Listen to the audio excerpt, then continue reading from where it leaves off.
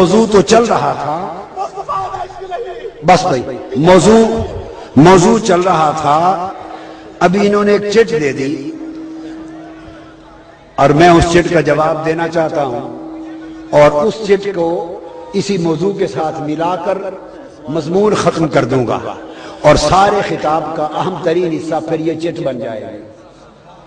میں نے چونکہ کہا نا کہ اس نے نہ بندگی میں حضور کا کوئی مثل بنایا، نہ محبوبیت میں کوئی مثل بنایا، تو اس پر یہ چٹ آ گئی ہے کہ اگر ایسی ہے بات تو علامہ صاحب قل انما انا بشر مثلکم کی تفصیل بتا دیں پھر، کہ اللہ نے فرمایا نا انما انا بشر مثلکم کہ تمہارے جیسا، قل فرما دیجئے محض، تو اس کی تفصیل بتا دیں.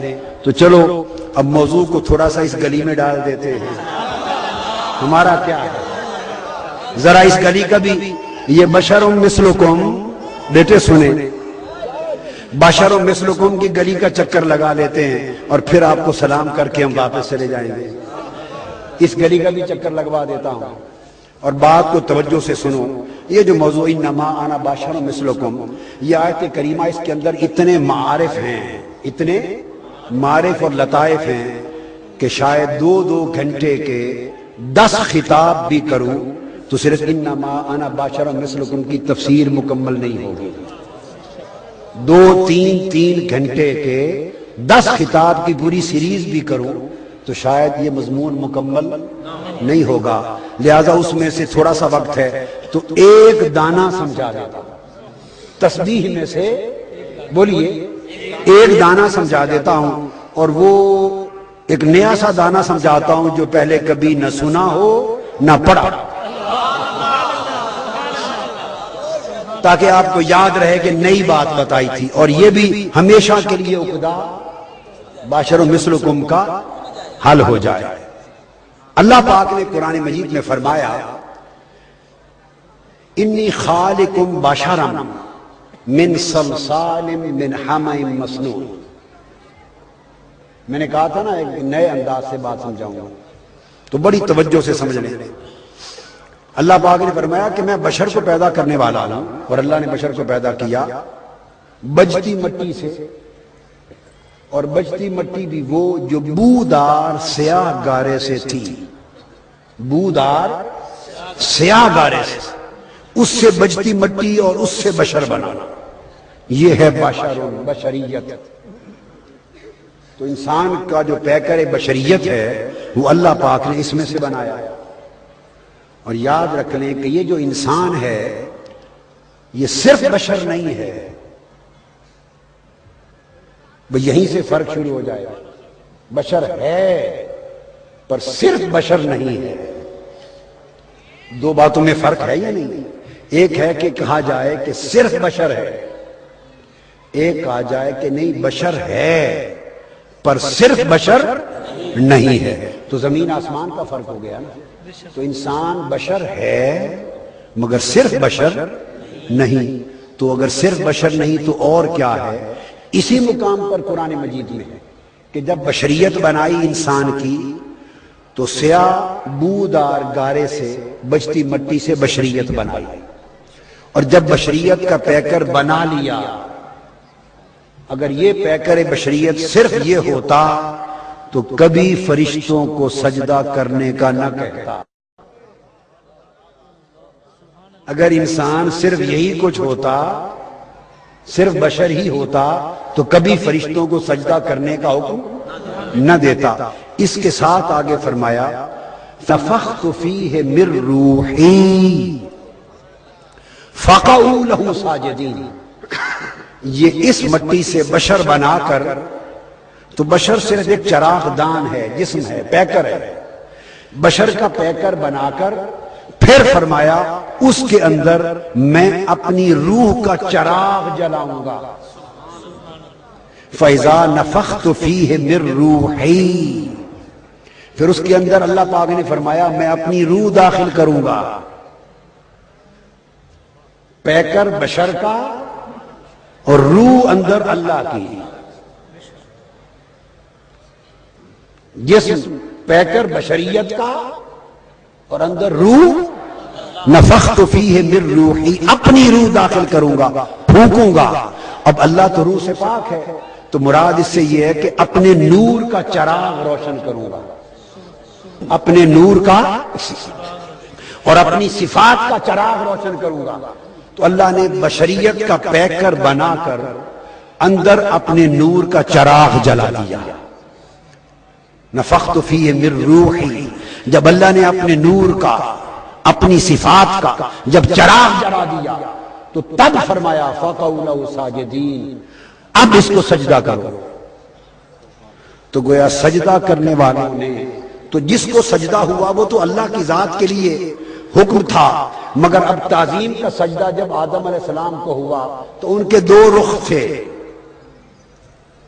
ظاہر میں وہ بشر تھے،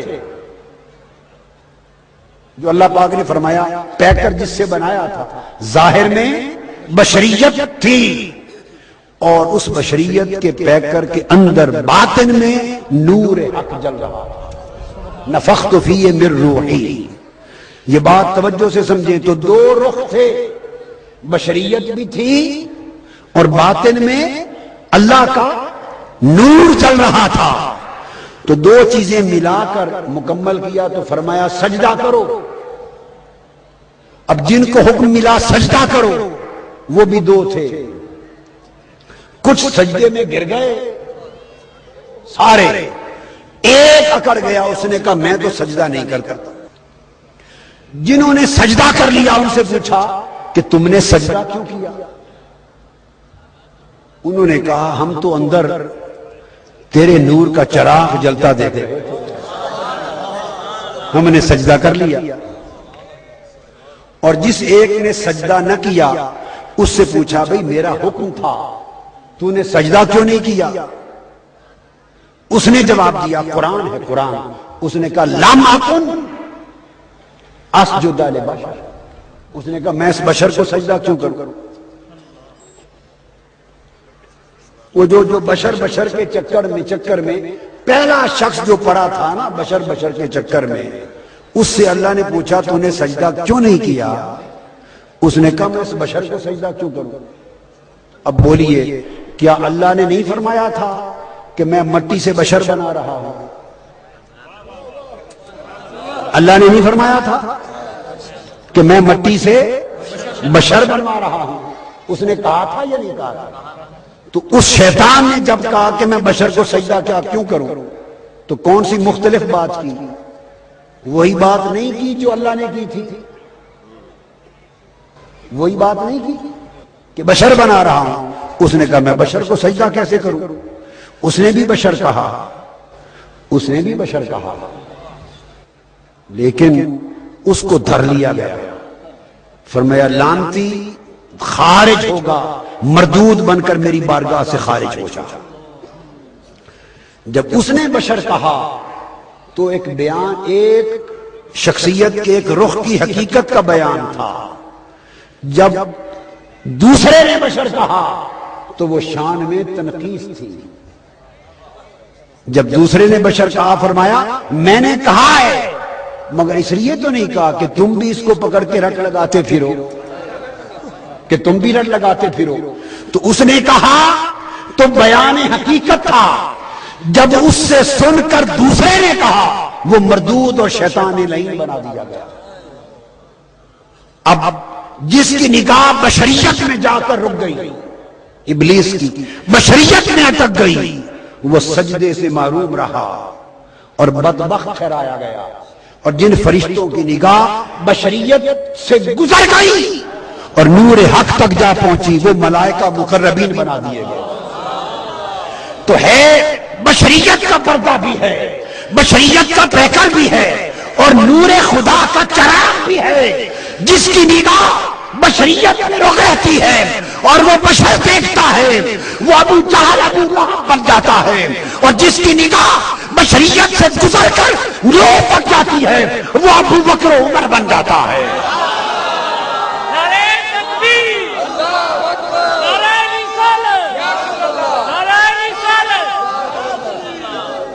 بشریت کا انکار نہیں ہے، بشریت کا انکار نہیں ہے، انکار بشریت کا نہیں، انکار بشریت پہ اصرار کا ہے۔ اگر بشریت کا فقط اقرار کرو اور اصرار نورانیت پہ کرو، جو چراغ اس کے حسن کا اندر جل رہا ہے، اقرار بشریت کو ہو اور اصرار مولا کی نورانیت پہ ہو، تو پھر ابو بکر، عمر، عثمان و علی کے غلام ہو۔ اور اگر اقرار فقط نورانیت کا ہو، چلتا چلتا گزرتا ہوا اقرار، اور اصرار سارا بشریت پہ ہو، تو یہ ابلیس اور ابو جہل و ابو لہب کا وتیرہ ہے۔ اب آگے چلتا ہوں، مثلیت، مثل بشروں مثلکم۔ تو آپ نے دیکھا کہ دو چیزیں رکھی گئی، مٹی سے بشریت بنی، مٹی سے بنی۔ اب آپ کو دو مثالیں دیتا ہوں، اور شاید آپ مجھے کہہ دیں گے کہ اس سے آگے سمجھانے کی ضرورت ہی نہیں رہی، مثلیت سمجھ میں آ جائے گی۔ آپ نے مٹی پتوں کی سے اٹھا لی مٹی، بولیے، مٹی اٹھا لی، ڈھیر لگا پڑا ہے، مٹی کا کیچڑ بنا پڑا ہے۔ آپ نے بلایا لوگوں کو، جو زرگر صاحب ہیں، جیولر صاحب ہیں، مجلس اس کے انتظامیہ کے لوگ ہیں، دیکھا کہ انہوں نے لاکھوں روپے میلاد پہ خرچ کیے، پیسے والے ہیں۔ آپ نے بلایا، یار میری مٹی خرید لو۔ انہوں نے پوچھا اس کی کیا قیمت ہے؟ آپ نے کہا تو 1000 روپے کلو کے دے دے۔ اس نے کہا میں پیسے کی کلو بھی لینے کو تیار نہیں، مٹی ہے، میرے گھر بھی ختم نہیں ہوتی، گلیوں میں بھری پڑی ہے، ہر طرف مٹی مٹی ہے، سارا پاکستان مٹی مٹی ہے، تو میں اس پر پیسے کیوں برباد کروں؟ خریدیں گے آپ ہزاروں روپے بھر کے اس مٹی کو؟ اس کے بعد اس مٹی کو آپ اٹھا لیا، ایک کاریگر آیا، اس نے اسی مٹی کے برتن بنا دیے، ٹی سیٹ بنا دیا، ڈنر سیٹ بنا دیا، دکان پہ رکھ دیا۔ یہ وہیں گئے اور وہاں سے جا کے 1000 روپے کا ڈنر سیٹ اور واٹر سیٹ اور سارا ٹی سیٹ وہ خرید کے لے آئے۔ جب خرید کے لا رہے تھے تو مٹی چیخ پڑی، اس نے کہا نادان، یہ بھی مٹی ہے، یہ بھی میری مثل ہے، مٹی ہی تو ہے، یہ مٹی کو پکا کے بنایا ہے، مجھے تو روپے کا نہیں خریدنا چاہتا، اس کے لیے 1000 روپے بھر کے خرید کے لے آیا۔ انہوں نے جواب دیا، ہاں تو بھی مٹی، یہ برتن بھی بنے مٹی سے ہیں، مگر جب یہ مٹی برتن مٹی کاریگر کے ہاتھ میں آئی تو اس نے اس کی صفائی کر دی، اس نے اس کی صفائی کر دی، تزکیہ کر دیا۔